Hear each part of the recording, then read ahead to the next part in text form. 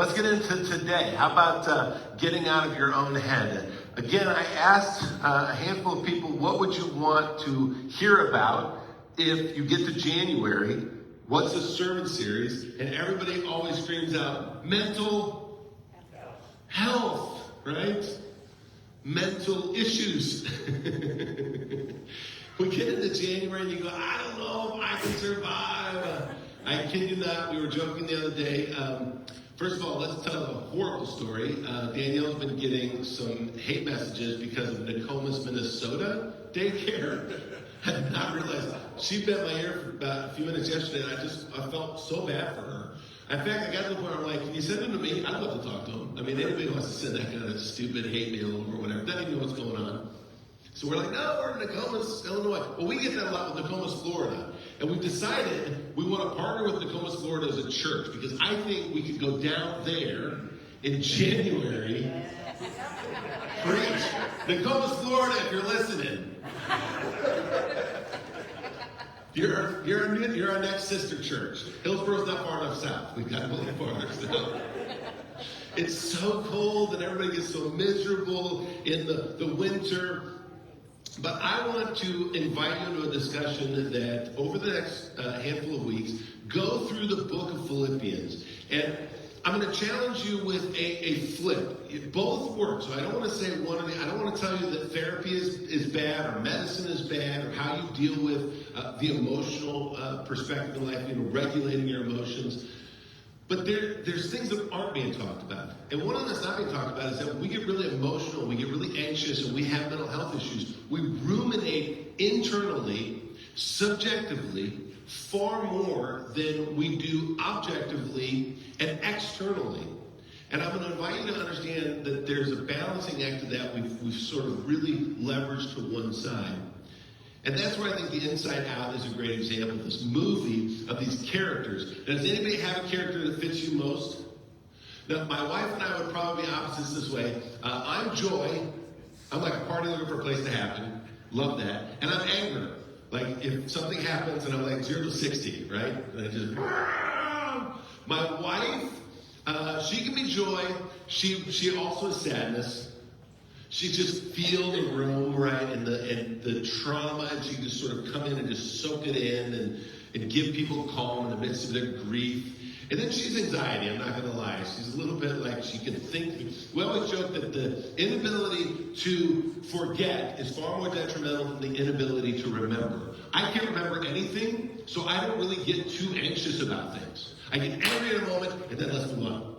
And we move on. We've even walked into places where people have been bad to us, made it public about how bad they were to us. We meet them in Casey's, and I'm like, hey, how's it going?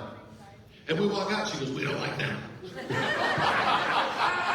I go, oh yeah, that's right. I forgot.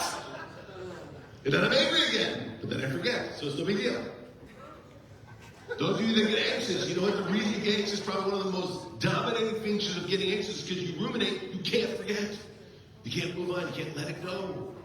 Well, these emotions in the movies are really telling of us and how we relate to being emotionally healthy people. And they are interconnected. When Jesus says, the greatest commandment, love the Lord your God with all your heart, mind, soul, and strength, he's saying the whole person does matter. And your emotions are in many ways like that thermostat and kind of tell where your temperature is at spiritually, right? Whether you really are in the dumps and it's just a cold existence, or you're running too hot and it's not healthy. And we say, how do you regulate your emotions spiritually? So let's talk about that according to God's will. Now let me give you a couple of first, this is our introduction sermon. What are emotions? Most of the times people say they're from your heart. That I love you with all my, but that's not really true. You know that, right? I love you with all my mind. Everything that is an emotion is triggered from the brain. It's from a thought. Something happened. You feel it in your heart, so you associate it with your heart. You say, I love you with all my heart, because when I think about you, my heart palpitations pick up. When you're in a dating relationship, you're really excited, right? When you get really anxious or afraid, you say, oh, I feel it in my heart. My emotions are there. What really is happening is that your brain is thinking about something, and then it triggers that thought to make your body react. And what we have to assess when it comes to our emotional health, we're going to really drill down on what are we thinking about. The second one we have to wonder about is, what is the purpose of emotions? And we live in an emotionally obsessed. We want that dopamine kick, if you will. And so we believe that emotions is where we live, and it's not. Anybody watch ESPN anymore?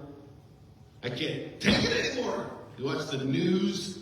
Everybody's a talking head with commentary that gets angry. Why? Because emotions sell.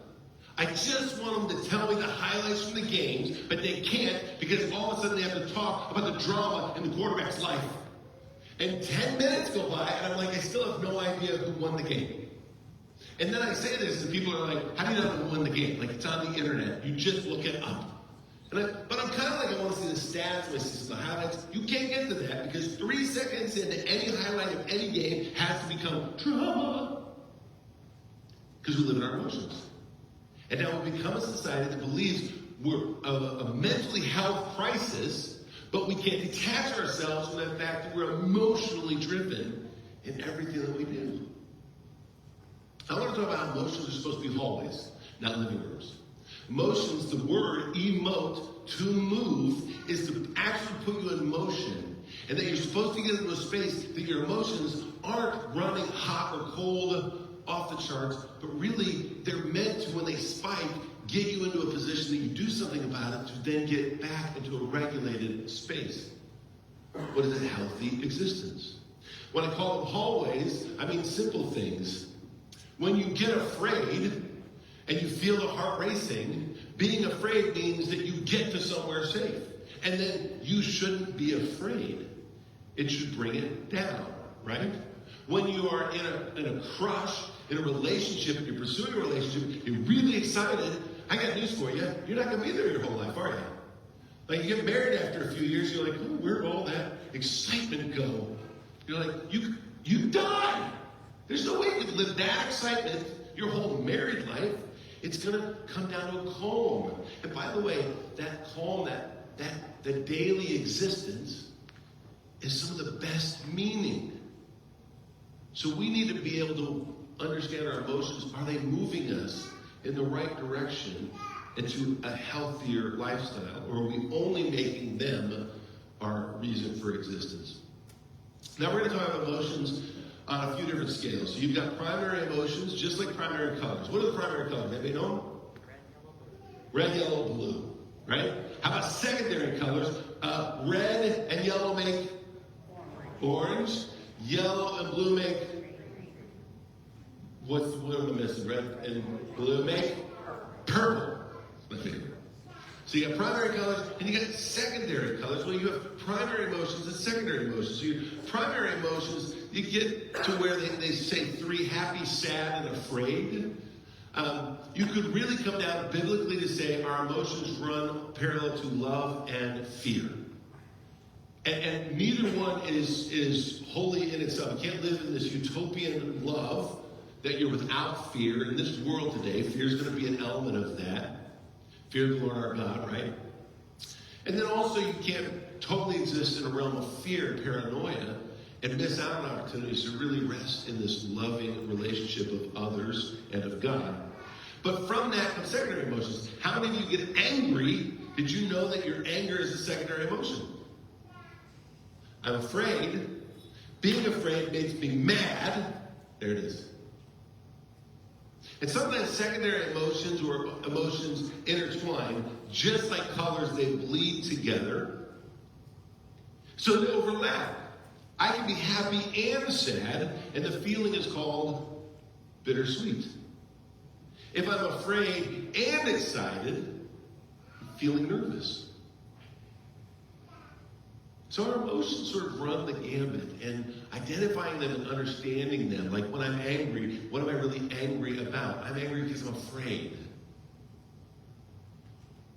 Or when I get really nervous, what am I nervous about? I'm afraid that I'll fail.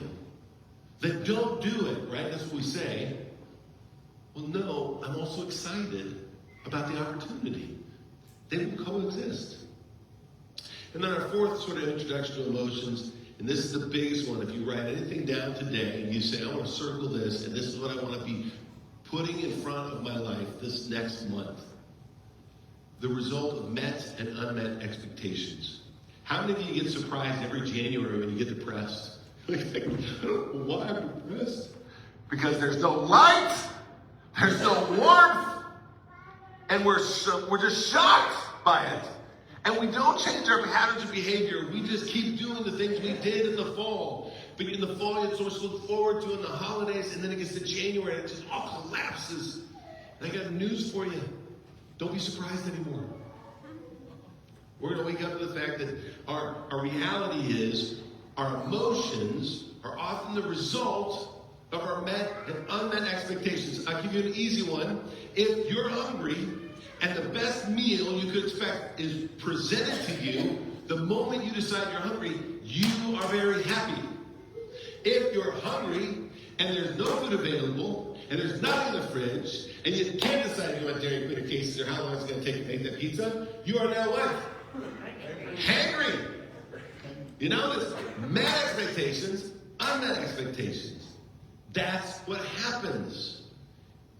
When somebody says to me, today we have too much anxiety, I will tell you, and this is where it's going to really come to a space for us to learn and grow, you really often have simply unmet expectations. Can I give you an example of how much has changed in 4,000 years? Abraham had nothing. He was rich. Do you know how much space he lived in as a rich nomad? His house was the size of this stage. And eventually later in life when he had Isaac and they built on for Isaac and Rebecca, they put another hot space onto this house. No running water. We've only had hot water, taking hot showers. You ever have the hot water go out? You're like, I can't believe unmet expectations. Hundreds of years ago, they didn't have that problem because they had no hot water and no running water. So let me ask you, are we happier today than they were 4,000 years ago? Are we more content today than we were for that? Why is that? I'll tell you why it was. Because Abraham never had to get in his car, figure out why his Bluetooth phone doesn't go with his brand new van, and why he doesn't pull up the GPS and put it to the location and take the location of the place you're supposed to be going because it's my phone, it's my van, it should go to my location, but it doesn't. It goes to my daughter's apartment. Why? Because she's sitting in the back. Apparently her phone's more important than mine. So now we have the wrong directions, and I'm getting really upset, and Abraham's getting really upset. And Sarah is getting upset that Abraham is upset because now they're lost and they don't know where they're going. And Isaac is in the back seat, and he's not upset because he has his headphones on and his iPad. But for some reason, connectivity is lost. And now Isaac is not happy, and he's screaming, and Sarah's miserable, and Abraham's miserable. What just changed? 4,000 years ago, they didn't have expectations. Anybody seen the movie Cruise? I love the part where he gets the egg, and everybody eats. They finally get the egg, and he goes to eat, and there's nothing left. Does he get mad? Does he throw that? He goes, it's okay. I ate last week. Lower expectations, right? Like, what was there? There's not, we're like, you know what? We got to eat? Yay! Are we alive? Yay! Sleep pod. Let's survive. Yay! How is it when we had less, we actually were emotionally content? I'm talking about choice anxiety. There's so many things available to us that make us anxious all the time. Expectations are harder to meet when there's so many options. You can translate this to any number of examples. I used one this morning for the first service of buying a car. I need a gas-saving vehicle. Anybody seen this sort of expand? Like, well, what option is there for a gas saving? If I had $5,000, I could just buy a durable, reliable car that gets better gas mileage. I could. But what pulls up a suit? I just said that out loud. You know what's going to come up on my phone 1,000 times today, right? And it's not going to be a $5,000 car. It's going to be a $25,000 car. But, well, I deserve it. I should get the $25,000. And if I'm going to get a $25,000 car, it's going to be like 7% interest. Why don't I just get a brand new $35,000 car at a cheaper interest rate? And now all of a sudden I have all these choices. And then you run into the space, you have those many choices, you have to decide if you deserve it or not. Of course I deserve it.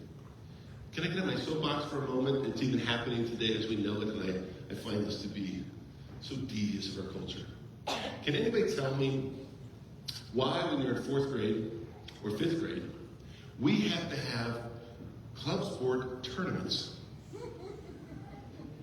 Some of you would be like, oh, don't step on toes. Some of you would be like, preach. Can I just preach for a minute? You're going to spend $300 because you got to go there Friday. And then if you want to go home, you got to go back there Friday afternoon because the games aren't 2 hours apart. They're 7 hours apart. Why? Because you couldn't talk your kids into winning the first game. Then if you're honest, you're like, why wouldn't you win? Why can't you win the first game? You're like, why don't you be winners? No, I want the games tighter. I want us to know what exactly can we do so they're back to back. And then you get home, and then you go back. And in the midst of those travels, you're going to go to McDonald's, and then you're going to get the extra, and then you're going to have to go back the next day, and you spend $300. Do you all want to know a crazy statistic? Guess how many kids quit organized sports by the time they're 13? 73%. I want to go to every one of those teams. I want to stand out there in front of the coaches and say, 3/4 of you are going to quit. There's 10 of you here. Only 2 of you are going to play high school sports. The rest of you stink. You're down. Why do your parents spend so much money on you? I would never say that out loud. I can put it on the parents. I can look at them and say, 3/4 of you are only doing this because of your parents' expectations. You do not care. But your parents, they care. What do they care about? Choice. Well, their parents are doing it, other kids are doing it. There's so many activities, we have to keep up with everybody else. Our kids have to play. Why not? Because when they're older, they'll be missing out. They are going to be playing. You're going to let them in the basement play video games. And they'll be there until they're 25. This is crazy, isn't it? This is what I'm talking about. And Matt and I, we over-grandize opportunities in our culture today because we can. Because we have so many opportunities, so much potential. And emotions are the result of those met and unmet expectations. Met expectations, I'm happy, joyful, satisfied. Unmet expectations, I'm resentful, sad, angry. And when they're appropriately placed, someone dies suddenly, I have an appropriate amount of grief and sadness, right? And when I've really worked hard to earn something, I'm satisfied. Not in an unrighteous pride, but a proud, self-confident fashion. That's where we want to regulate our emotional space. Now I'm going to do it through the book of Philippians, the letter Paul writes to the churches in Philippi. And I'm going to do this in part because this is such a positive book, a positive letter from someone who is in prison to Christians who are being persecuted. Now take that for a minute. If you want to talk about met and unmet expectations, who should be the one who is the most upset? It would be the person who's in prison unjustly. The people who are being persecuted unjustly. And yet Paul writes a book with such optimism of joy. Now, incidentally, in the New Testament, much like the Old Testament, the books are ordered not chronologically, but by volume, how big they are. So after you pass the book of Acts, all of Paul's letters are in order of how long they are. So you're going to get Romans, 1st, 2nd Corinthians, Galatians, Ephesians, Philippians, Colossians, right? And so on. So it's not chronologically, but they are organized that you can look at them and say, these are the ones that he wrote while he was doing his missionary trips. These are the ones he wrote to Timothy and Titus that are his pastoral, mentoring epistles. But then he writes the ones that he's in prison. From prison, he's writing to the churches in Ephesus and Philippi, and then the letter to Colossians and Philemon. I want to focus on Philippians in this season while you're contrasting how cold and miserable it is. I want to flip the switch and show you how we still can be people of great faith and hope. So let's get into Philippians chapter 1. Here's the 4 things we're going to talk about, and write these verses down. If you want verses today, right, and we're circling met or unmet expectations. My emotions are driven by met or unmet expectations. And then, if you want the verses to coincide with that, you'll see them highlighted here in parentheses, Philippians 1:6, 1:10, 1:21. We're just going through a handful. We'll shorten these in the coming weeks to really specific scriptures, but I'm going to give you a broad brush of this first chapter and how Paul is telling the churches, the people in Philippi, lower your expectations to God's will for your life instead of higher worldly expectations is a better way to put it. Let me give you an example. He says it. We'll start out verse 3. Every time I think of you, I give thanks to my God. Whenever I pray, I make my request for all of you with joy. With what? I'm in prison, but I'm going to make my request to God for you with joy. I mean, these are the things you circle in your Bible, right? You've been my partners in spreading the good news about Christ from the time you first heard it until now. In fact, you gravitated to it. You absorbed this gospel. And now I'm telling you, I am certain that he who began a great work within you will continue until it is completely finished on the day Jesus Christ returns. So the first thing I want you to take note of is be patient. God's not done with you yet. Your unmet expectations, how many times have you had a false sense of what other people should see you as and who you feel you are? They call it imposter syndrome. Anybody run into that where you feel like people should see you in a certain light and you're not living up to that? You see the unmet expectations of the context. And Paul is telling you, give you grace. So go ahead and look to the person next to you and say, I'm not perfect. And now say to that person, and you're far worse.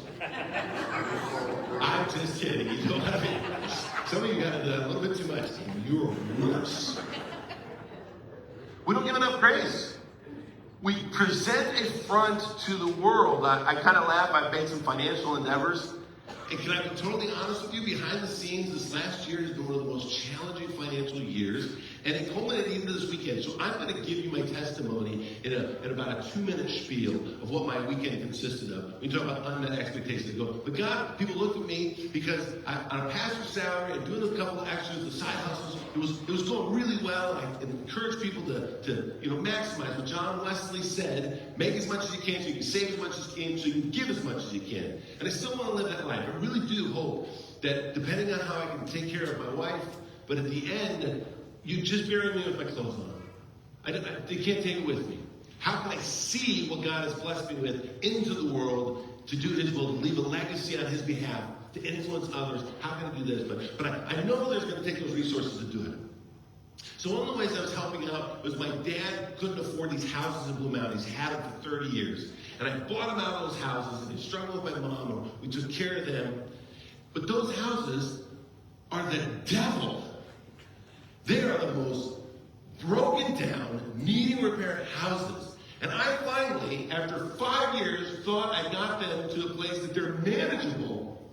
And Trevor, you're not going to believe this, but she calls me, one of the tenants, and she says, you know, all the remodeling you did in this house is great, but it smells like sewage. And every plumber knows that's bad. And I think, okay, Lord, I kid you not, I pray this prayer, God, I can't have any more expense on those houses. In Jesus' name. And I say, I can handle $450. I don't know why the number came out. I can handle $450. So whatever they find that they have to reconnect so the sewage is not an issue, that'd be great. And guess what the plumber called and said it's going to cost? $4,500. I said, you reversed the time on me, God. What? It was, what? How did I go from 450? See my unmet expectations? Whoop! I mean, I just went off the charts. But crazy. I said, I just screwed all of this up. This is the moment my wife goes, it's okay, God's not done with you yet. Don't say it back to me. Don't say it back. Here's the thing that is so important about even my own personal moments that you're realizing. Notice how in 24 hours, last night we had a wonderful night with our leaders. Annually, I just love that we get a chance to go out for dinner and celebrate with our deacons, trustees, staff. And last night we went to a comedy night and we had a great time. And I wake up this morning and I'm thinking about the sermon and I go, golly, God, you're really not done with me yet. I've made my mistakes and yet you still seem to just keep reminding me it's not the end of the world. And I don't have to try to give you a false reality of who I am. That isn't where we make our happiness. It really comes from transparency of saying, I've made mistakes. God's not finished with me yet. God is telling the Philippians, you're new in your faith. You're going to struggle in persecution. You're not always going to get it right. But understand that God is going to keep working with you. You're not perfect. Give yourself grace. You are the believer that is becoming.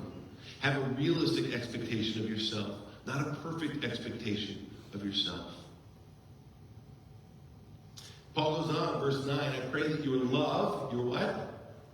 Love. He's not going to, see, this is never going to dip into the space that he's so resentful and frustrated and upset, being persecuted and imprisoned, and where's God in these moments?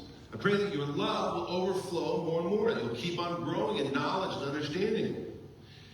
Verse 10, I want you to understand what really matters. That's where our emotions are deregulated. We stop realizing what matters. Paul says the fruit of your salvation, the character produced in the life of Christ. Well, what does it translate to? The character produced in your life, like Jesus, making hard decisions that might be countercultural, that go against how the world sees you should be doing things. But if you do that and you focus on what really matters, the fruit of the salvation, what is the brought into the fruit of the Spirit, love, joy, peace, patience, kindness, goodness, faithfulness, gentleness, self-control, that contentment, focusing on what matters, not what doesn't matter. But you and I both know you run into this marketing generation. Amazon will never let you feel satisfied because there's always something more you can buy.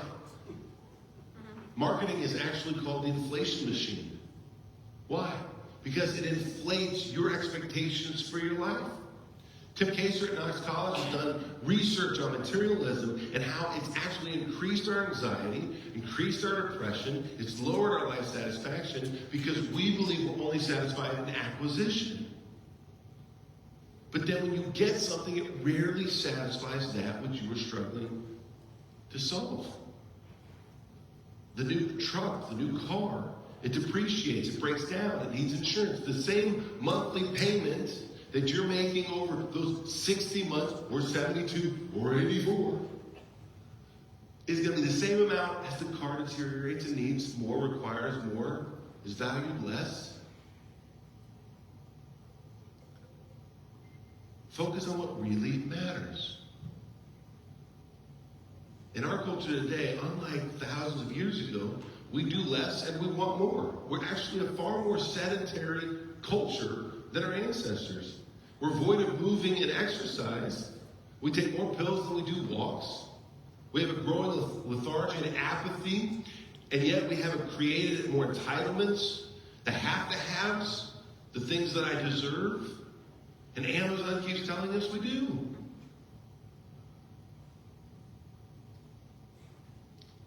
Flip that. Do inventory this week. What really matters? Write those 4 or 5 things down on a sheet of paper and say, if it doesn't create value with this relationship, with this direction I want to go in my career, I'm focusing on the wrong thing. And then Paul goes on with the church. I fully expect and hope that I will never be ashamed, but that I will continue to be bold for Christ as I have been in the past. And I trust that my life will be an honor to Christ, whether I live or die. And that is probably our most dangerous space, is that we're so concerned and afraid of death, or the shadows of death, or anything that takes or zaps life from us, what makes us the negative emotions versus the positive emotions. All of that is the shadows of death that worry us. And Paul is saying, you know what? Celebrate suffering as a reminder of your salvation. The closer you get to death, the closer you get to eternal life. I got in trouble. My wife and I had probably hadn't been here long, but I sort of got into this. This is my favorite verse, Philippians 1:21. To live is Christ and to die is gain. And any theologian just love the essence of that verse. I live this life, it's glorious. I die, it's better. But I started this little thing where people would say, how you doing? I said this stupid thing, Paul, and I go, better if I was dead. I just thought it was funny off the verse. It was better if I was dead. I like life. Well, I see even better when I'm dead. And people started looking at it. Tara's like, you really need to stop. My kids always say, you stop saying that, right? There's things you just can't say. I'm like, I don't understand the meaning behind it, but I thought it was a pretty good phrase. They're like, no, you can't say Netflix and have some fun. Things you can't say. One of them is, I'm better off dead. Well, why not? How many of you sat and thought about that? That you worry about things now that are temporary, and you're not giving attention to things that are divine. You know that's true. You went to Christmas, and you got so obsessed with, did you have enough presents for everybody, and what they wanted, and how did they feel, instead of stepping back and going, I don't care if there was just a present for each person, or there's just one for each person, we're all together. Of all the challenges we face in life, this gathering, this is what matters so much. This is what we get to take with us. Now, what does that mean in this life? I worry less. I'm anxious less.